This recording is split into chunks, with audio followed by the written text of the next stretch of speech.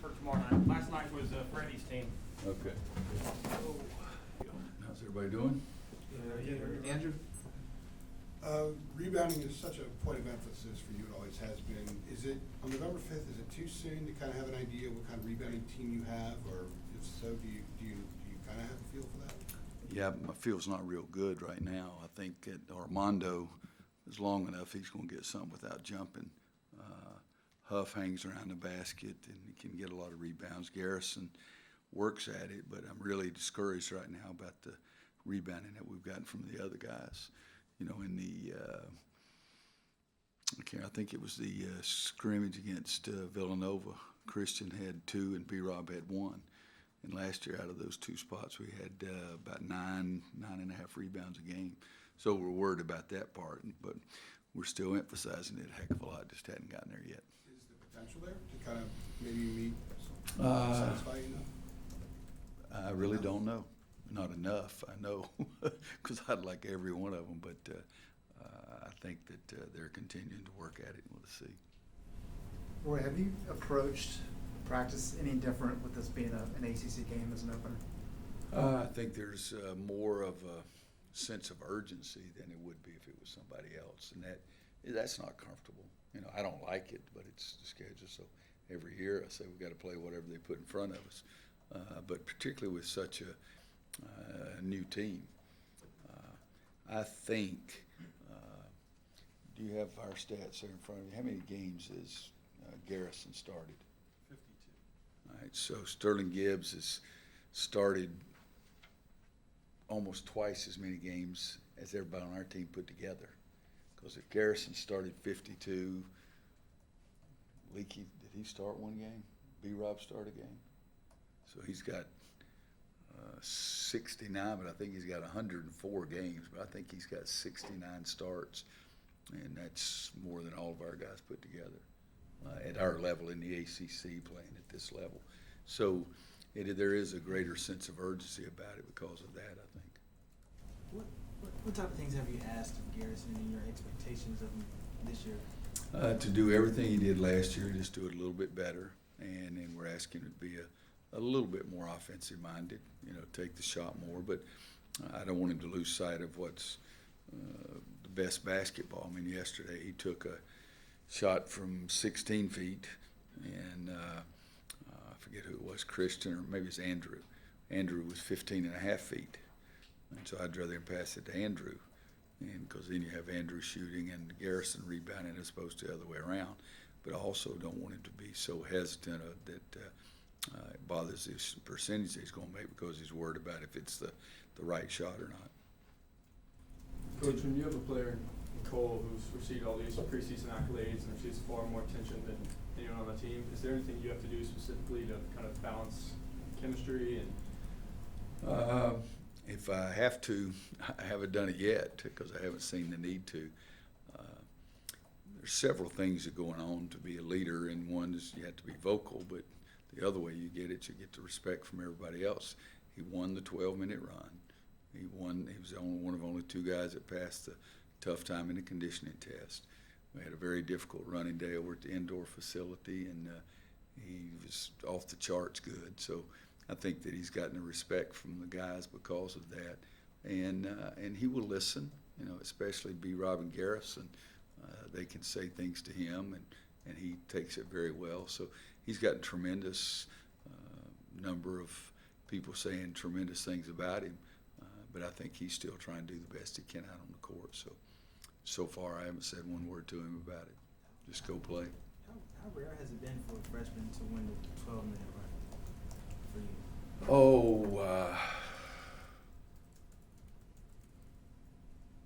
I don't know if I've ever had anybody win it before. I know when I was assistant here, I think Steve Hales, a freshman, won it. Kirk Heinrich may have won it at Kansas. It could be the first. Yeah. I'm not sure, but it could be the first. Does that have any significance to you? We'll find out. Okay. We got a dang gum play on game day. Hell, I looked real good in the 12-minute run 20 years ago, but you got to play on game day. Yeah. When did I passed it at 42. I passed the 12-meter run when I was 42, so all it is a little bit of toughness. If you have a lot of toughness, you can do it as a freshman. Yes. When did coaches kind of hear about this idea for playing an ACC game in the first game of the year, and did you guys get any chance to give them feedback on that? You know, we're like the mushroom, throw the crap to us in the corner and hope it grows. I don't think I ever heard of anything about it. You know, but again, they give the schedule to you. Everybody's got the schedule you got to play, but I think everybody knows I don't like the 20-game schedule and all those kind of things. But you know, if it were reversed right now, okay, if I had, like Michael, if I had all 5 starters back, it wouldn't be bothering me as much as it is with Garrison being the only starter. So it's a lot, that part of it's personal. I don't like the idea of the 20-game schedule or anything like that, but I think if I had 5 starters and Michael only had 1, he'd probably be bothered more by it than he is now. Coach, is there anything that you do like with this team developing, some of the bright spots that you see? I think they're trying hard. It's just it's been such an unsettled preseason. I mean, I told you, we called one guy the day before practice started, Robbie O'Han, asked him if he wanted to try out. And he might play tomorrow night. And that's scary. You know, guy who's in our student body, he's thinking about his next date, and all of a sudden we call him. But we have B-Rob, Jeremiah, Anthony Harris, and Sterling over there in street clothes. And is that the only ones? Yeah, because you get KJ back. Yeah, so KJ won't be in street clothes. And yesterday's the first day he's gone full court for us. So, and 4 of those 5, if you count KJ, 4 of the 5 are 1 or 2 man. And so we've really been stretched quite a bit there. It's been a bother. I mean, losing B-Rob was our most experienced, highest field goal percentage from 3 last year, all those things. And he was also our 3rd point guard. And so we lose him at the 2-3, and now Andrew Playtech, Christian Keeling, or Justin Pierce, or Leaky Black are going to start at the 2 and 3, and not one of those guys has ever started an ACC game. So just losing B-Rob was more than just one guy going down. So it's been really unsettled. It's hard to we're trying to piecemeal things together. Oh, we got a game, you know, but we're not focusing on just playing the games. We're trying to prepare for the long haul. But it's been more difficult. It's been the most difficult one. I started to say one of the most, but that's a lie. It's been the most difficult preseason for trying to get your team ready if I've ever had. So B-Rob is out tomorrow? Yes. You listed some He of the looks really good on that one of those little rolling scooters that roll around on the floor. He and KJ are experts at that now. You listed some of the players that are going to fill in for B-Rob. What do you need from those guys to step in for the seniors out? Well, as I said, he was the best 3-point shooter returning, 43% or something like that last year. So we'd like for him to make some shots. They've got to rebound the ball, but he wasn't rebounding it great in practice, but still, that's what we always said from our 2-3 men. We've got to get help and be able to defend a guy on the perimeter. And when you're playing against Notre Dame, 46% of their shots or something like that are from 3. So, again, he's the only guy, because I believe Andrew's most minutes is probably 8 or 9 or 10 minutes a game. He's the only guy on our team that's ever played on the perimeter on a consistent basis in an ACC game. So defense, offense, rebounding, ball handling, you got to get it from everybody, everything. Does it affect the leadership too? I mean, I know Garrison's kind of one of the leaders as well, but B-Rob was the senior. And there's no question it affects him because he is the senior who was saying, Coach, what do you think about this? And like I say, now he's got one knee up on a little scooter running around the court. So he was the leader of the team. Cole, because if you heard me say this before, the nature of the position of point guard is a leader.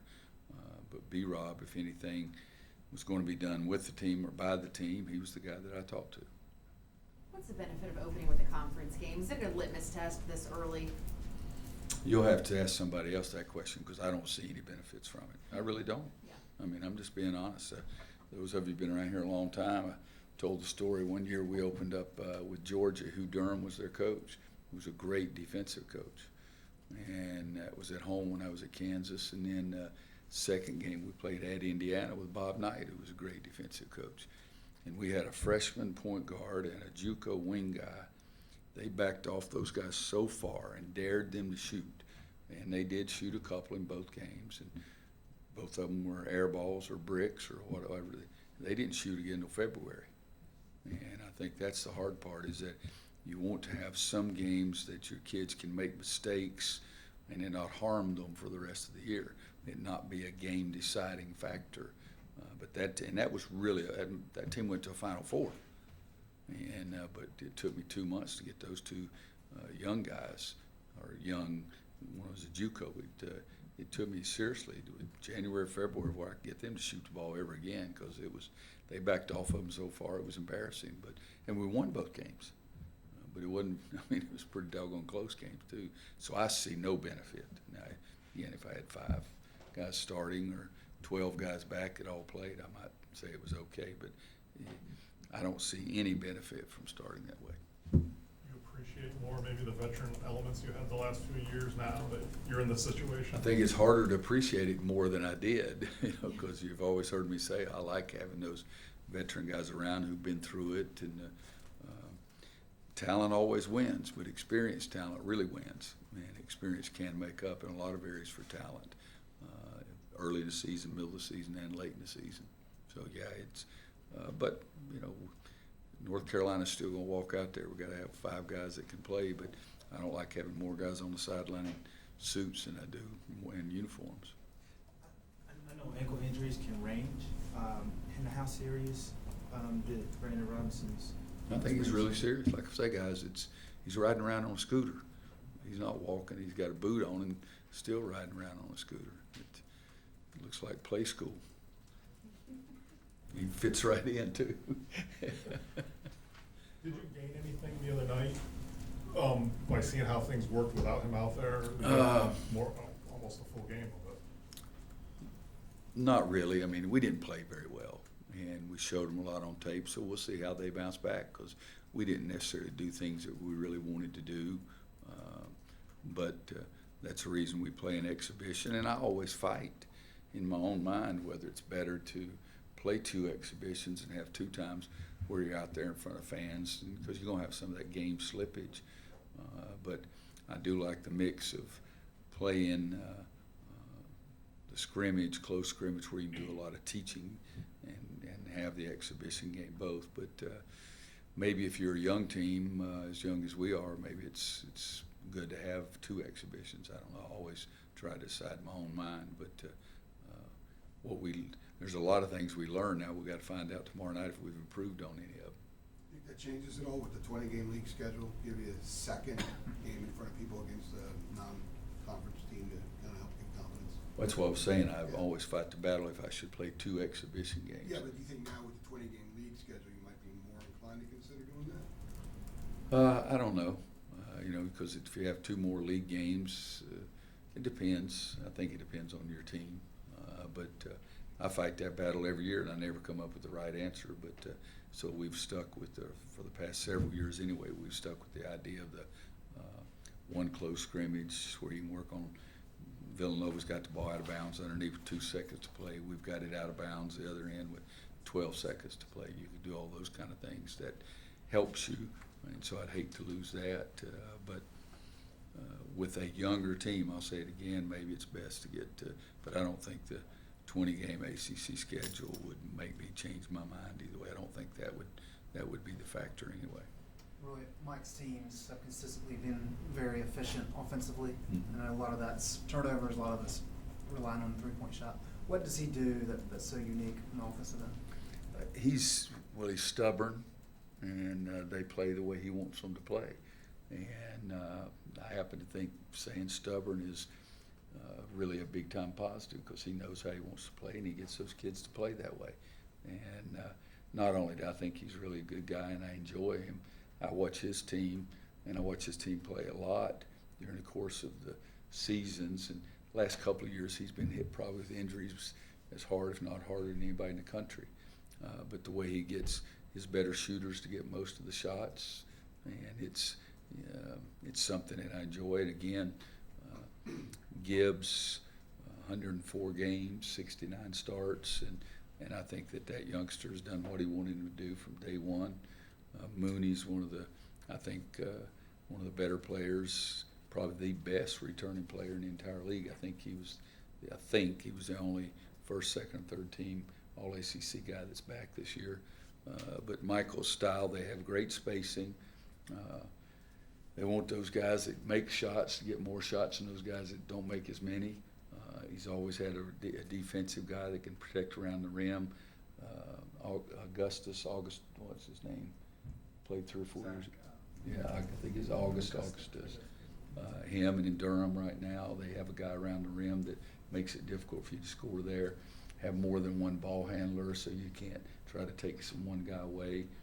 He's really a good coach. I've known Michael since he was a high school coach at DeMatha, one of Morgan Wooten's assistants. But I don't say, when I say the stubborn, I say it in a very positive way, because his guys play the way he wants them to play. He does a lot of things. I mean, I'm not going to show up in the locker room without a shirt on like he did in Maui a couple of years ago, but I'll do some wacko things. But I told him, I said, I'm drawing the line right there, big fella. And it didn't bother him at all. He was very easy and comfortable with it. Take 1 or 2 more, and then we'll get Garrison in here. I know you were upset with the defense, but didn't want to say too much before you watched the tape. Did that make anything better on Friday? Made it worse. We just I've got to understand, because we've been working so hard defensively. I went back and checked the practice plans from the last 3 years, and there are certain things defensively we've worked on more this year than all 3 of those years put together. And so what it's done, too, is made us be a little farther behind offensively with our efficiency and our turnovers probably, too. Coach, how do you, excuse me if you've answered this, I wasn't totally sure, but managing your younger kids playing Carolina basketball and the expectations that come with that, because the spotlight is on UNC all the time, with them going into the new season, how do you kind of manage those nerves? I haven't done a very good job of. Yesterday I just screamed at them. I don't know that helped either, but you know, one of the greatest feelings in the world is running out of that tunnel on game night. It's a pretty special thing. The only thing better than that is running back through that tunnel after you've played well and won. And so there's a big difference of what happens in those 40 minutes as to how you feel. But they're going to feel a little tightness, and I don't mind a little nervous energy. I want them to be excited about playing, but I don't want that to dominate. They've got to lose themselves in the game and focus on what we're trying to do and play each possession and next play. You can't be worried about missing a shot and then going down and can't find your man on the defensive end of the floor. How does the preseason hype for Cole Anthony compare to other freshmen you've had at UNC? I mean, Harrison Barnes and Mr. Little. Well, nothing like those. I mean, it's 100 times more than those guys, because social media is so much more. I mean, I remember, you know, I used to be telephone. My God, now we've got 100 things. I don't even know what the hell they are. And so it's, I think, 100 times more than anybody else. You know, Harrison was 1, 2, or 3 in the country. But the social media now, it makes, it's nowhere near close. And it's because Cole's been very successful at a very high level for a long time, but it's also because we're in a different world now, too. Thanks, guys. Thanks, Roy.